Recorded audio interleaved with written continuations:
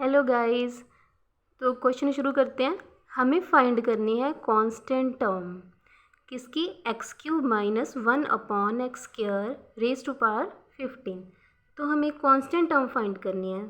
तो इसकी जगह पर हमें ये भी आ सकता है इंडिपेंडेंट ऑफ एक्स। तो वही बात होती है, कांस्टेंट टर्म भी वही होती है जिसमें वेरिएबल ना हो, और इंडिपेंडेंट ऑफ एक्स भी वही होती है कि जो एक्स के बिना हो। ठीक है, तो सेम बात है। तो सबसे पहले इस क्वेश्चन को सॉल्व करने के लिए हमें चाहिए आर की वैल्यू। तो आर की वैल्यू कैसे फाइंड करेंगे, उसका फॉर्मूला होता है NP/P प्लस क्यू। किसका, आर की वैल्यू फाइंड करने का। तो हम कैसे फाइंड करेंगे, सबसे पहले ये हमारे पास n होता है, 15n है, 3p है, 2q है। तो सबसे पहले NP मीन्स इन दोनों की मल्टीप्लाई करनी है। तो कितना आ जाएगा, 15 और 3 45 अपॉन P प्लस Q, 3 और 2 का ऐड कर देंगे, कितना आ गया 5। तो ये कैंसिल आउट हो रहे हैं, 5 9 ज़ा 45। तो हमारे पास R की वैल्यू आ गई 9। तो हमें यहाँ तक भी क्वेश्चन आ सकता है कि R की वैल्यू क्या है इसमें। तो क्या है R की वैल्यू 9। तो इसके बाद हमें क्या करना है, हमें टर्म फाइंड करनी है, कांस्टेंट टर्म। तो आगे चलते हैं। इसका फॉर्मूला होता है कांस्टेंट टर्म फाइंड करने का, कौन सा, TR+1 equal to NCR x raise to power n-r। इन दोनों की मल्टीप्लाई कर देनी है, सॉरी माइनस कर देनी है, और y raise to power r। तो ये जो नीचे वाली टर्म होती है सिर्फ उसी की पावर में आ जाता है।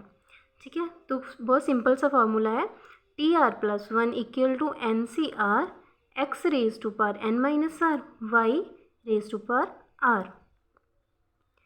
तो अब हमारे पास क्या है कि TR+1, तो R 9 है plus 1 equal to NCR, N क्या है हमारे पास 15। तो क्या आ जाएगा 15C, R कितना है 9, कितना फाइंड किया है हमने R 9। तो X क्या होता है, अब X होता है जो फर्स्ट वाली टर्म होती है वो सारी X होती है। ठीक है, तो अब हम इसको पुट कर देंगे, क्या थी x³ और n-r मीन्स इन दोनों की माइनस करनी है, 15 में से 9 गए 6। उसके बाद y, अब y क्या है, y ये सारी टर्म y है, -1/x², -1/x² raise to power r। r क्या है 9 है। ठीक है, तो क्या किया, सिर्फ NCR इन दोनों की वैल्यू पुट की, NCR ये n है ये r है। फिर x, जो x होता है उसकी पावर क्या लिखनी है, इन दोनों की माइनस करके। फिर y लिखना है, y की क्या पावर लिखनी है, जो नीचे वाली टर्म होती है, बस इतना सा काम है। तो अब क्या होगा कि 15C9, तो ये भी 6 3 ज़ा 18, 9 2 ज़ा 18, तो ये भी 18 बन रहा है, ये भी 18 बन रहा है, तो ये तो कैंसिल आउट हो रहे हैं, है ना। तो बचा क्या हमारे, सिर्फ माइनस माइनस बच रहा है ना।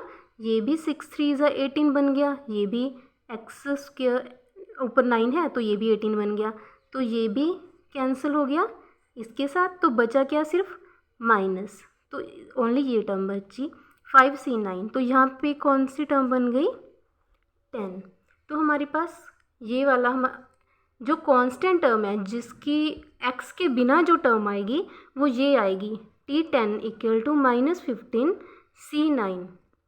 ठीक है, ये तो हमारा आंसर आ गया। बट अब ये क्वेश्चन को यहाँ तक भी पूछ सकते हैं कि कौन सी टर्म होगी, तो हमें ये सारा कुछ सॉल्व करने की ज़रूरत नहीं है। अगर हमें पूछ लेते हैं कि कौन सी टर्म होगी, 5th होगी, 4th होगी, 6th होगी, तो सिर्फ ये ही सॉल्व करना है।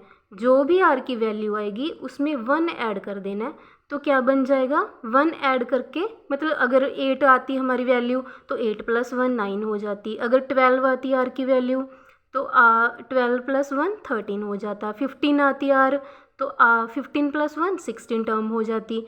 तो जब टर्म बतानी है तो सिर्फ 1 ऐड करके ही बता देनी है, तो इतना सारा सॉल्व करने की ज़रूरत नहीं है। अगर हमें पूछ लेते कि टर्म क्या है तो हमें थोड़ा ये सॉल्व करना पड़ेगा। तो ओके, थैंक यू। ये हमारा जो आंसर था ये आएगा सी। तो ओके, थैंक यू। अगर आप फुल कोर्स करना चाहते हो फ्री में तो चैनल को सब्सक्राइब करें एंड शेयर भी करिएगा प्लीज़। Thank you.